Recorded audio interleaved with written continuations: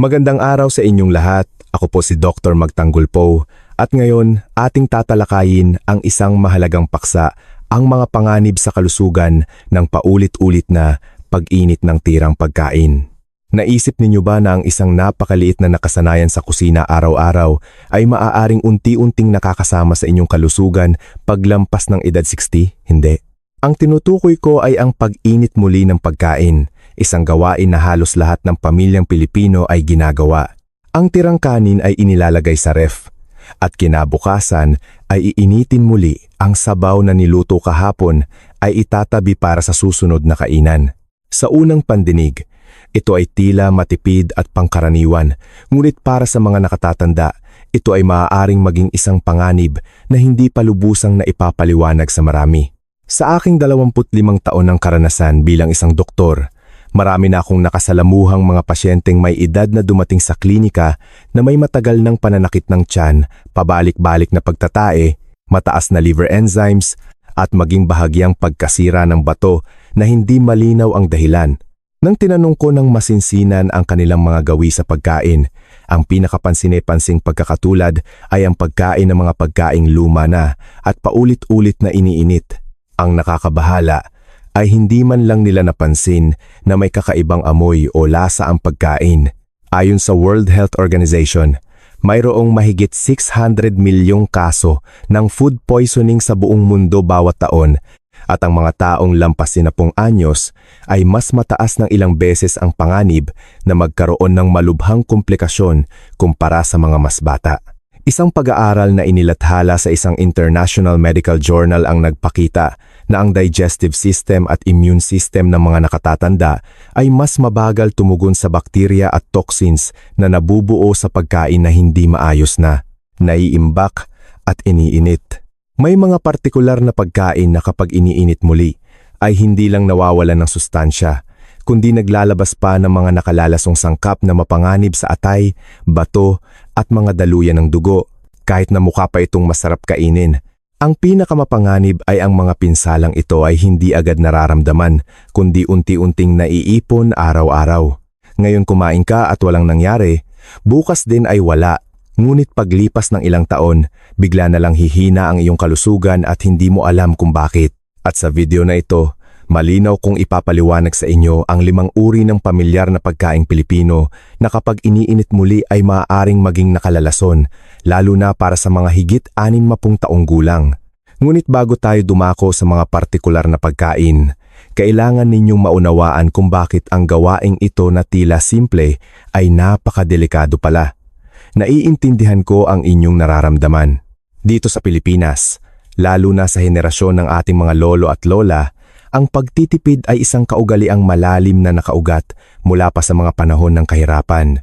Sayang itapon ang natirang pagkain, kaya mas praktikal magluto ng isang malaking kaldero ng sinigang para hindi masayang ang oras, o kaya naman ang adobong ininit-init sa loob ng ilang araw para mas maging malasa. Marami akong nakakausap na mga lolo at lola na nagsasabi sa akin, "Dok, ilang dekada ko nang ginagawa yan, wala namang nangyayari sa akin."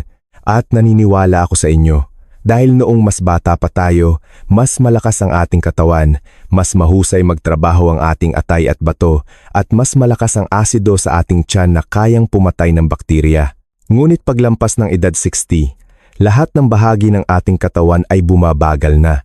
Ang atay ay hindi na gaanong epektibo sa pagsala ng lason. Ang bato ay mas mabagal maglabas ng dumi, mas sensitibo na ang tiyan, at ang immune system ay hindi na kasing bilis tumugon tulad ng dati. Ito ang dahilan kung bakit ang mga bagay na dati ay hindi nakakasama ay nagsisimula ng magdulot ng problema ngayon. Naaalala ko ang isang 67 taong gulang na pasyente mula sa probinsya, napakalinis at matipid sa buhay. Araw-araw siyang kumakain ng tirang pagkain mula kahapon, maingat na iniinit dahil akala niya ay ligtas ito. Ngunit palagi siyang nakakaramdam ng pagod, walang ganang kumain at mayroong bahagyang pananakit ng tiyan. Nagpatingin na siya sa iba't ibang doktor ngunit walang malinaw na sakit na makita. Nang tanungin ko siya tungkol sa bawat kinakain niya, bawat maliit na gawain sa kusina, doon ko natuklasan ang sanhi. Matapos niyang baguhin ang kanyang paraan ng pagkain, lalo na ang pagtigil sa pag-init ng ilang partikular na ulam, bumuti ang kanyang kalusugan sa loob lamang ng ilang linggo. Nakikita ninyo, ang problema ay hindi dahil sa nagkakamali kayo dahil sa kakulangan ng kaalaman, kundi dahil wala pang sino man ang nagpaliwanag nito ng malinaw para sa mga nakatatanda. Maraming payo sa internet ang pangkalahatan at hindi akma sa pang-araw-araw na hapagkainan ng Pilipino, kaya lalo lamang kayong naguguluhan. Ginawa ko ang video na ito hindi para manisi at lalong hindi para takutin kayo. Nais kong maging tulad ng inyong family doctor na makikipag-usap ng tapat at madaling maintindihan upang malaman ninyo kung ano talaga ang dapat iwasan at kung ano ang maaaring ayusin para maging mas ligtas. Kung sa tingin ninyo ay makakatulong ang mga ibabahagi ko at akma sa sitwasyon ninyo o ng inyong mga mahal sa buhay, inaanyayahan ko kayong mag-subscribe sa channel na ito ngayon din. Ang channel na ito ay nilikha para mismo sa mga nakatatandang Pilipino kung saan regular akong magbabahagi ng mga simple at praktikal na kaalaman para tulungan kayong maging mas malusog, iwas sakit, at mas payapa ang isipan araw-araw. Ngayon, ipapaliwanag ko ang mga pinakakaraniwang pagkakamali na nagagawa ng mga taong higit sa 60 kapag nagiinit ng pagkain at kung bakit ang mga ito ay mas mapanganib kaysa sa ating inaakala. Ngayon, gusto kong tingnan natin ng diretso ang mga karaniwang pagkakamali na hindi sinasadyang nagagawa ng maraming nakatatandang Pilipino araw-araw. Ang mga pagkakamaling ito ay hindi agad nagdudulot ng matinding pagkalason, ngunit unti-unti nitong sinisira ang kalusugan, lalo na paglampas ng edad 60. Unang pagkakamali, ang pag-aakalang basta't ininit ng maigi, ito ay ganap ng ligtas. Maraming nakatatanda ang naniniwala na kapag pinakuluang muli ang pagkain hanggang sa umuusok ito, lahat ng bakterya ay mamamatay at magiging ligtas na itong kainin. Ito ay bahagyang totoo lamang. Maaaring mamatay ang bakterya, ngunit ang mga lason na kanilang ginawa bago pa man ay hindi madaling mawala. May mga lason na kayang tiisin ang mataas na temperatura at nananatili kahit na ito ay pinakuluan. Kapag kinain, ang mga lason na ito ay direktang dumadaan sa bituka, nagdudulot ng iritasyon sa tiyan, pagtatae, pagduduwal, at sa katagalan ay maaaring magpahirap sa atay at bato. Sa mga nakatatanda, na natural nang humihina ang paggana ng atay at bato, mas malinaw ang pinsala. Ang karaniwang sintomas ay ang pakiramdam ng kabag, hirap sa pagtunaw, pagkapagod, at bahagyang pagduduwal pagkatapos kumain ng pagkaing ininit, na madalas ay inaakala nilang dahil lamang sa katandaan. Ang totoo, ito ay senyales na ang katawan ay lumalaban sa lason. Ang ugat ng problema ay nasa maling paraan ng pag-iimbak, tulad ng pag-iiwan ng pagkain ng matagal sa labas bago ilagay sa ref o ang paulit-ulit na pag-init. Ikalawang pagkakamali, ang paulit-ulit na pag-init ng iisang ulam. May mga pamilya na nagluluto ng isang malaking kaldero ng ulam tulad ng adobo o sinigang at bawat kainan ay kumukuha ng kaunti at iniinit ang buong kaldero. Ginagawa ito sa loob ng 2 hanggang 3 araw. Sa bawat pag-init, mas maraming sustansya ang nasisira at nabibigyan ng pagkakataon ang mga hindi magandang reaksyong kemikal na mangyari, lalo na sa mga pagkaing mayaman sa protina tulad ng karne, isda at itlog. Ang paulit-ulit na pag-init ay naglalabas ng mga sangkap na nagiging pabigat sa atay. Ang mga nakatatanda na kumakain nito ay madalas makaramdam ng pagod, kabigatan sa tiyan at kawalan ng gana, ngunit hindi nila alam kung saan ito nanggagaling. Ang pangmatagalang epekto nito ay ang unti-unting paghina ng atay, bahagyang pagtaas ng liver enzymes, at paghina ng digestive system. Maraming nakatatanda ang nagpapakonsulta at nasasabihan lang na mayroon silang digestive disorder, ngunit ang totoong problema ay nasa kanilang pang-araw-araw na gawi sa pagkain. Ikatlong pagkakamali, ang hindi pagkilala sa mga pagkaing hindi dapat iniinit muli. Marami ang nag-aakala na pare-pareho lang ang lahat ng pagkain. Kung pwede init ang kanin, pwede rin ang sabaw at ginisang gulay. Ito ay isang mapanganib na pagkakamali. May mga pagkain na kapag lumamig at ininit muli ay nagbabago ang estruktura at lumilikha ng mga sangkap na nakakasama sa dugo, mga ugat at bato. Lalo na sa mga taong higit sa 60. Ang mga sangkap na ito ay nagpapataas ng panganib ng anemia, alta presyon at unti-unting pagkasira ng bato. Ang mga unang sintomas ay hindi malinaw, bahagyang pagkahilo, pagkapagod na walang dahilan, panghihina ng mga braso at binti, at hindi na kasing tatag ng dati kung maglakad. Marami ang nag-aakala na ito ay dahil sa katandaan, ngunit ang totoo, ang kanilang araw-araw na pagkain ay unti-unting nagpapahina sa kanilang katawan. Ang mga pagkakamaling ito ay hindi dahil sa kapabayaan, kundi dahil hindi tayo naturuan ng tama. Ngunit maniwala kayo sa akin, sa sandaling maunawaan at itama ninyo ito, lubos ninyong mapoprotektahan ang inyong kalusugan. Sa puntong ito, marahil ay nagsisimula ng mag-alala ang ilan sa inyo. May mga mag-iisip, ibig sabihin, mali pala ang paraan ng pagkain ko sa loob ng maraming taon. Sobra na kaya ang pinsala sa aking katawan? Nais kong huminahon kayo at pakinggan akong mabuti. Ang magandang balita ay hindi pa huli ang lahat para magbago, lalo na kung tayo ay aktibong naghahanap ng kaalaman at handang magbago.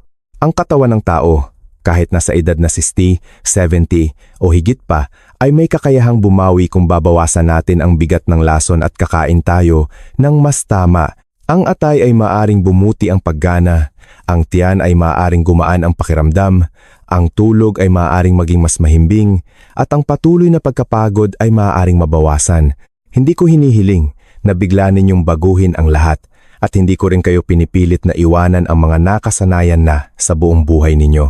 Ang mahalaga ay maunawaan kung ano talaga ang mapanganib, ano ang katanggap-tanggap, at ano ang kailangang ayusin para maging mas ligtas. Sa pagtama lamang ng ilang mahahalagang bagay, malaki na ang magiging pagbabago sa inyong kalusugan. Huwag din ninyong sisihin ang inyong sarili. Sa aking propesyon, nakita ko na karamihan sa mga nakatatanda na nagkakasakit ay hindi dahil sinasadya nilang magkamali, kundi dahil sa kakulangan ng impormasyong angkop sa kanilang edad. Responsibilidad ko bilang doktor na sabihin sa inyo ang katotohanan sa paraang malinaw, madaling maunawaan at hindi kayo matatakot. Ngayon, dadako na tayo sa pinakamahalagang bahagi ng video na ito. Ang 5 uri ng pagkain na pamilyar sa hapagkainang Pilipino, ngunit nagiging mapanganib kapag iniinit muli, lalo na para sa mga higit 60 taong gulang. Ipapaliwanag ko kung bakit sila mapanganib at kung ano ang nangyayari sa loob ng inyong katawan kapag kinakain ninyo ang mga ito. Makinig po kayong mabuti, dahil lahat ng solusyon na ibibigay ko ay praktikal, ligtas at angkop para sa mga nakatatandang Pilipino. Ngayon, diretso na tayo sa pinakanilalaman na hinihintay ng marami sa inyo.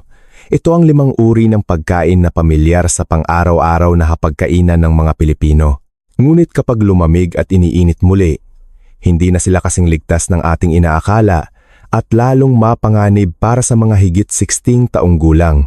Dahan-dahan kong ipapaliwanag para madali ninyong matandaan at maisagawa. Unang uri, luntiang gulay na luto na, lalo na ang mga madahong gulay tulad ng kangkong, pechay at spinach.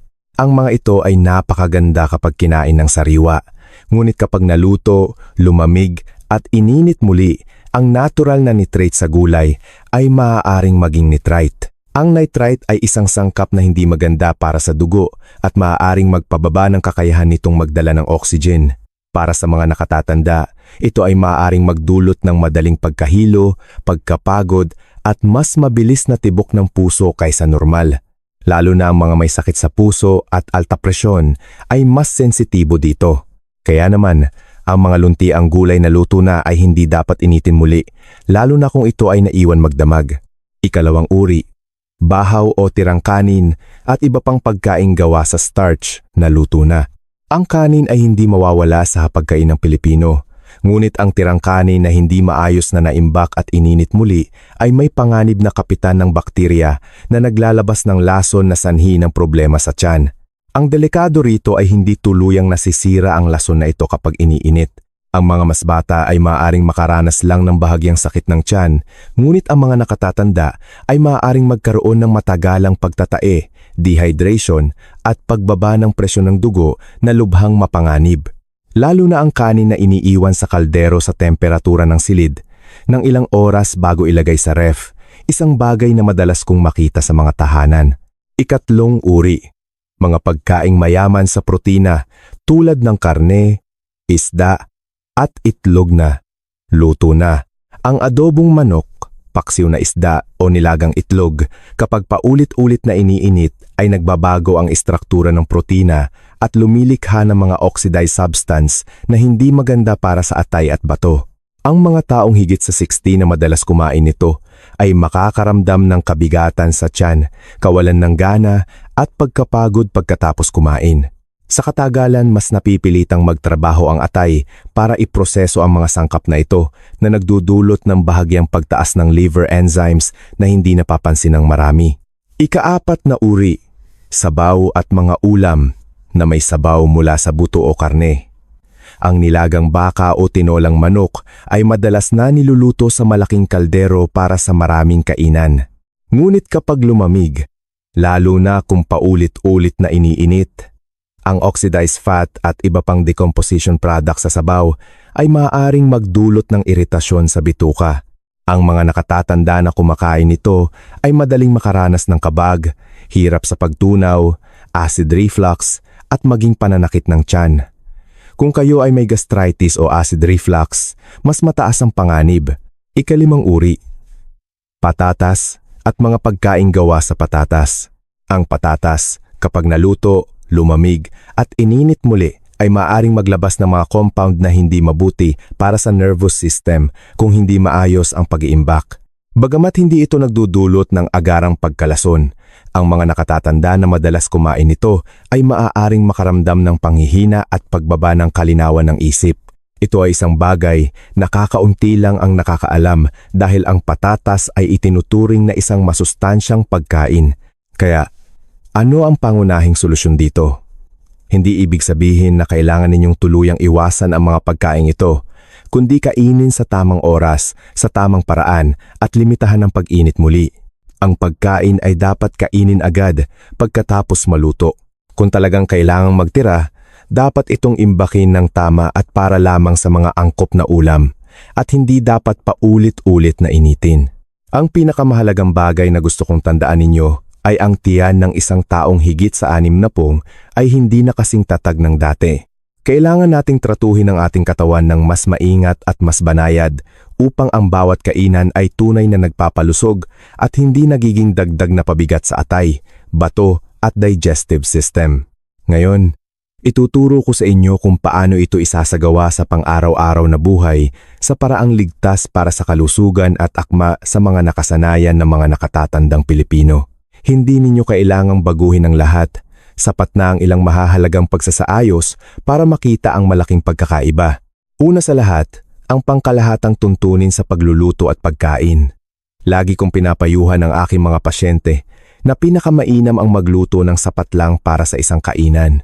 Kung alam ninyong 2 tao lang ang kakain ngayon, huwag magluto para sa 4. Mukhang simple ito. Ngunit ito ang pinakamahalagang hakbang upang mabawasan ang pangangailangang mag-init muli ng pagkain. Para sa mga nakatatanda, hindi kailangan ng sobrang daming pagkain sa bawat kainan. Ang mahalaga ay sariwa at madaling tunawin. Kung talagang kailangang magtira ng pagkain, tandaan ninyo ang 3 bagay. Una, palamigin ito ng mabilis. Huwag iwanan ang pagkain sa temperatura ng silid ng higit sa 2 oras. Pangalawa, ilagay sa malinis na lalagyan na may takip at itago sa palamigan. Pangatlo, initin ito ng 1 beses lamang at kunin lamang ang saktong dami na kakainin. Huwag initin ang buong kaldero at itago muli. Tungkol sa mga gulay, malinaw ang aking payo. Ang gulay na luto na ay dapat ubusin sa loob ng 1 kainan at hindi dapat iwanan magdamag. Kung may natirang sariwang gulay, hugasan ito, patuyuin at ilagay sa ref para lutuin kinabukasan. Mas ligtas ito kaysa sa pag-init muli ng lutong gulay. Tungkol sa kanin, kung sobra ang nailuto, hatiin ito sa maliliit na bahagi habang mainit pa, ilagay sa mga lalagyan at ipasok agad sa ref. Kapag iinitin, 1 beses lang at kainin agad. Huwag na huwag iwanan ang kanin sa kaldero mula umaga hanggang tanghali bago ito initin. Ito ay isang napakakaraniwang pagkakamali. Kung ang mga nakatatanda ay nakakaramdam ng hindi maganda sa tiyan o kabag pagkatapos kumain ng ininit na kanin, dapat itong itigil at baguhin ang gawi. Tungkol sa karne, isda at itlog, unahin ang mga simpleng paraan ng pagluto at iwasan ang paulit-ulit na pag-init. Kung magluluto ng adobo o paksiw, hatiin ito sa maliliit na bahagi at bawat bahagi ay iinitin ng isang beses lang. Ang nilagang itlog ay pinakamainam na kainin sa loob ng araw. Hindi ko inirerekomenda sa mga higit 10 taong gulang ang pagkain ng itlog na binalatan, iniwan magdamag at ininit muli. Ang mga sabaw tulad ng nilaga ay dapat lutuin sa katamtamang dami. Kung may matira, initin ito ng isang beses para sa susunod na kainan, ngunit huwag nang paabutin sa ikatlong araw.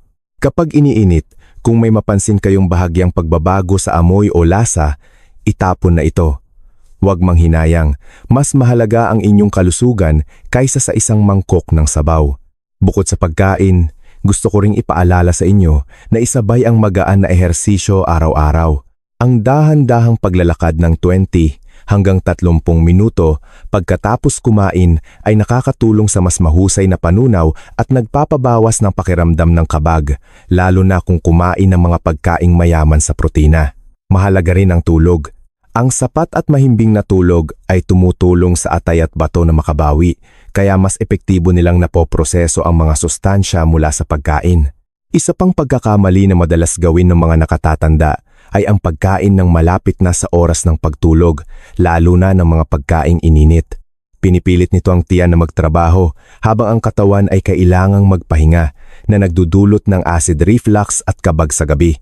Pinapayuhan ko kayong kumain ng hapunan ng maaga, hindi bababa sa 2 hanggang 3 oras bago matulog. Sa pagsunod lamang sa mga payong ito, makikita ninyo ang malaking pagkakaiba. Mas magiging masarap ang inyong pagkain, mas magaan ang pakiramdam sa tiyan, at mababawasan ang pagkapagod. Ito ang mga senyales na ang inyong katawan ay inaalagaan ng tama. Sa puntong ito, nais kong balikan natin ang lahat ng mahalagang bagay na ating napag-usapan upang matandaan ninyo ito ng matagal at maisagawa ng walang anumang pag-aalala. Ang una at pinakamahalagang tuntunin ay ang sariwang pagkain ay laging mas ligtas kaysa sa pagkaing ininit muli, lalo na para sa mga taong higit sa 16 taong gulang. Ang inyong katawan ngayon ay hindi na kasing lakas para labanan ang maliliit na lason na naiipon araw-araw. Ang mga bagay na tila matipid at praktikal ay maaaring unti-unting nakakasama sa inyong atay, bato at digestive system. Ang pangalawa, hindi lahat ng pagkain ay maaaring initin muli. Ang mga lutong gulay, kanin na hindi naimbak ng tama, sabaw na ilang araw nang nakatago, at karne o isda na paulit-ulit na iniinit ay mga posibleng panganib. Hindi ninyo kailangang tandaan ang lahat ng medikal na termino. Sapat na ang tandaan na kung ang isang pagkain ay madaling masira, mayaman sa protina o nagbago na ang kulay at amoy, huwag na itong piliting kainin. Ang pangatlo, sa kaunting pagbabago lang sa paraan ng pagluluto at pagkain, malaki na ang maitutulong sa inyong kalusugan. Magluto ng sapat, hatiin sa maliliit na bahagi para itago, initin ng isang beses at kainin agad, kumain ng maaga sa gabi at isabay ang magaan na paglalakad pagkatapos kumain. Simple pakinggan ang mga ito, ngunit ito ang susi para ang mga nakatatanda ay mas ganahang kumain, mas mahimbing matulog at hindi gaanong mapagod. Nais kong maunawaan ninyo na ang pag-aalaga sa kalusugan sa pagtanda ay hindi nangangailangan ng malalaking pagbabago. Minsan, sa pag-alis lang ng isang maliit na nakasanayang hindi angkop, malaki na ang nababawas na bigat sa katawan. At kapag magaan ang trabaho ng atay at bato, unti-unti ring nagiging maayos ang puso, presyon ng dugo, pagtulog at maging ang inyong isipan. Pinakamahalaga sa lahat, huwag kayong mawalan ng pag-asa. Ang pagtanda ay hindi nangangahulugan ng pagtanggap na lang sa pagod, kabag at kawalan ng gana. Karapat-dapat kayong magkaroon ng ligtas at masarap na pagkain at isang mas malusog na katawan araw-araw. Bago ko tapusin ang video na ito, mayroon akong ilang tapat na mensahe para sa inyo. Kung ang mga ibinahagi ko ngayon ay nakatulong sa inyo na mas maunawaan ang inyong pang-araw-araw na pagkain at napagtanto ninyo ang isang gawin na kailangang baguhin, hinihiling ko na i-like ninyo ang video na ito. Ang isang maliit na pag-click mula sa inyo ay malaking motibasyon para sa akin na magpatuloy sa pagbabahagi ng mga praktikal na kaalaman sa kalusugan para sa mga nakatatandang Pilipino. Kung habang nanonood kayo ay naisip ninyo ang inyong mga mahal sa buhay, mga magulang, lolo at lola, tiyo at tiya na araw-araw pa ring nagiinit ng pagkain, mangyaring ibahagi ninyo sa kanila ang video na ito. Minsan, ang isang tamang video sa tamang oras ay maaaring makaiwas sa maraming problema sa kalusugan sa hinaharap. Lubos ko ring inaasahan ang inyong mga komento sa ibaba. Mayroon ba kayong mga ulam na madalas ninyong initin? Naranasan na ba ninyong makaramdam ng hindi maganda sa tiyan o pagkapagod pagkatapos kumain ng pagkaing ininit? Ang inyong mga tanong ay hindi lang makakatulong sa akin na mas maunawaan ang inyong mga alalahanin, kundi makakatulong din sa marami pang makakabasa at matuto mula sa isa't isa. At kung hindi pa kayo nakasubscribe sa channel, inaanyayahan ko kayong mag-subscribe ngayon at i-on ang notification bell. Bawat linggo, patuloy ko kayong sasamahan sa pagbabahagi ng mga simpleng kaalaman na angkop sa kalagayan at buhay ng mga taong higit sa 60 taong gulang upang kayo ay mamuhay ng mas malusog, mas payapa at mas masaya araw-araw. Maraming salamat sa inyong oras sa pakikinig hanggang sa dulo ng video. Hangad ko ang inyong mabuting kalusugan, masarap na pagkain, mahimbing na tulog at ang lubos na pagtamasa sa mga masasayang taon kasama ang inyong pamilya at mga apo.